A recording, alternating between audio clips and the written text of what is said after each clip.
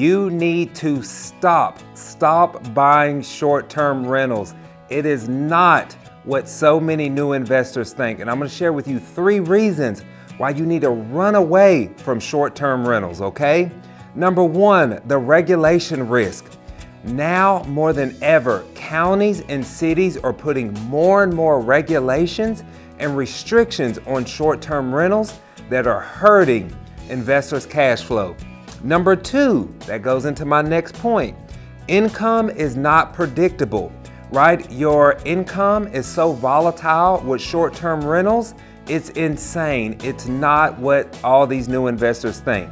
They think they're gonna set up a short-term rental on Airbnb and the next thing you know, they're cash flowing $3,000 a month. I promise you, it does not work like that, okay?